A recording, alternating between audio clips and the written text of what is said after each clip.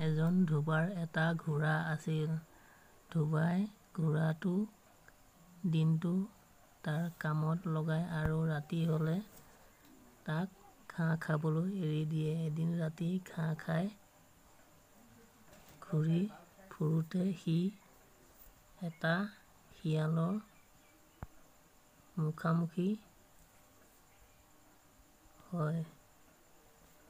দুয়োটাৰ চা-চিনাকিৰ মাজেৰে বন্ধুত্ব গঢ়ি উঠিছিল। ইয়াৰ কিছুদিন পিছত এদিন আকৌ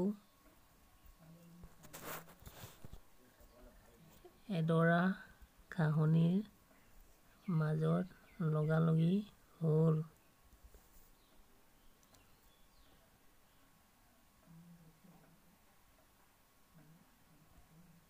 সেইদিনা গাধটোৱে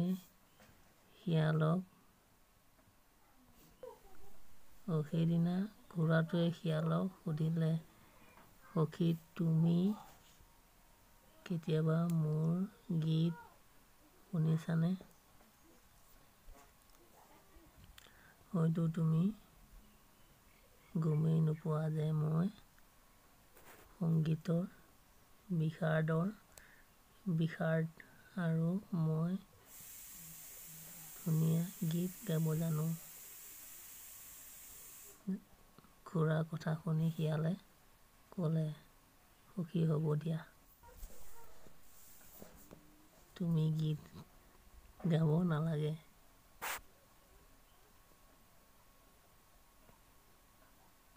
তোমাৰ যিটোহে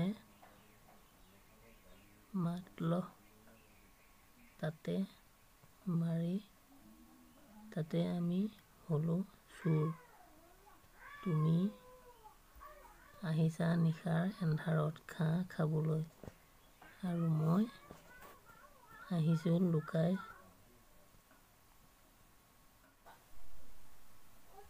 চুৰকৈ হাঁহ-পাৰ ধৰি খাবলৈ। যদি তোমাৰ চিঞৰ শুনি গৃহস্থ জাগে তেতিয়া আমাৰ ফালে হত্যা পৰিব।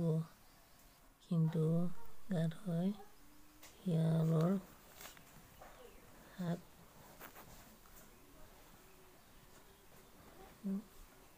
ঘোঁৰাই শিয়ালৰ শাক-বচন শুনিলে আৰু গীত গোৱাৰ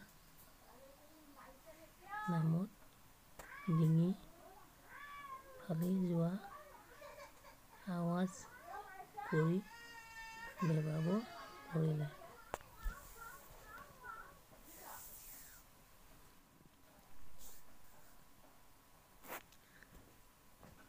গাধৰ চিঞৰত গৃহস্থৰ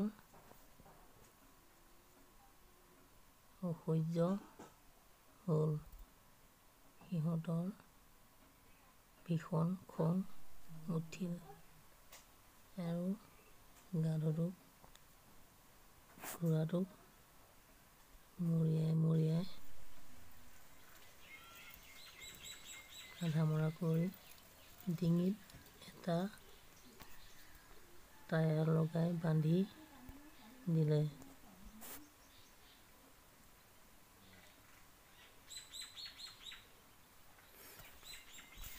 টায়াৰটো ডিঙিত লৈ গাধটোৱে বাটে বাটে দৌৰ দিলে। গাধটোৰ এই অৱস্থা দেখি শিয়ালটোৱে তাক জোকাৰিবলৈ বুলি ক'বলৈ ধৰিলে, চোৱা গীত গোৱা গাধৰ অৱস্থা, বোৰ যেনে কাম তেনে পুৰস্কাৰ। আৰু সেই সাধুটো ইমানতে সমাপ্ত কৰিলে।